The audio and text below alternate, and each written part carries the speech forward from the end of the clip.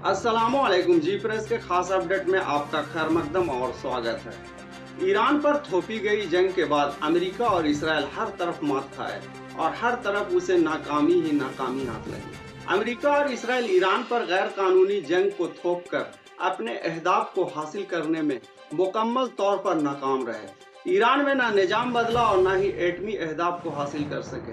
America और Israel इस थोपी गई जंग में हार और अपनी नाकामी के बाद ईरान के लिए एक सुनहरी दौर का आगाज करवा दिए। मैं हूं रजी अहमद, आप देख रहे हैं जी प्रेस। मेरे वीडियो को लाइक करें और मेरे चैनल को सब्सक्राइब करें।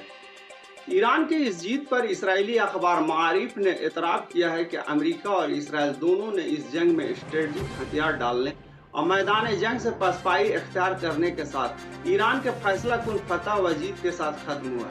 अमेरिका और इसराइल की तरफ से ईरान पर थोपी गई जंग जो 40 दिन की शदीद लड़ाई के बाद खत्म हुई। इसराइली अखबार मारिफ की रिपोर्ट में कहा गया है कि ईरानी supreme leader Syed Ali Khamenei के शहादत के बावजूद ईरान में सियासी ढांचा बरकरार है और ईरान का जौहरी प्रोग्राम भी महफूज है और आबनाए हुर्मुज मौसर तरीके से कंट्रोल तेहरान के हाथ में है। मारिफ की रिपोर्ट में यह भी कहा गया है कि अगरचे जंगबंदी आर्जी है, लेकिन इस हफ्ते के आखिर में शुरू होने वाले मुज़ाकरात में ईरान और एक्सिस ऑफ रेजिस्टेंस जंग की कलीदी फातहीन के तौर पर उभरने का इम्कान है।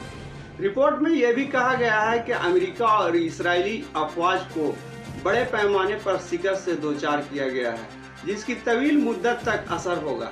खासतौर पर लेबनान और आने वाले सालों में खलीज फारस में ईरान की इलाकाई पोजीशन को तक़वियत मिलेगी।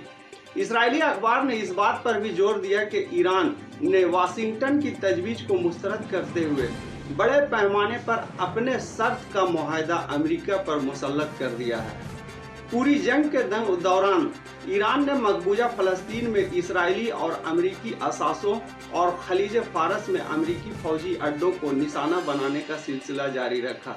इसराइली अखबार मारिफ की रिपोर्ट में कहा कि तेहरान की जंगबंदी के मुआहदे को कबूल करने से अमेरिका और इसराइल के हथियार डालने के वाज़ेह आसार दिखाई देते हैं। जंग के अहदाफ को इसराइली नुक्ता नज़र से मुखातिब करते हुए मारिफ ने रिपोर्ट किया कि ईरानी supreme leader Syed Ali Khamenei के कत्ल के बावजूद मुल्क का सियासी निज़ाम अच्छी तरह चलता रहा और उसके बजाय सियासी निज़ाम में नौजवान और ज़्यादा इनकलाबी रहनुमाओं की एक नई नस्ल इक़्तिदार में आई है। रिपोर्ट में कहा गया है कि ईरान को अपने 450 किलोग्राम अफजूदा यूरेनियम में से किसी को भी तर्क करने पर मजबूर नहीं किया गया है और एटमी मामलात को मुस्तकबिल के मुज़ाकरात पर छोड़ दिया जाएगा।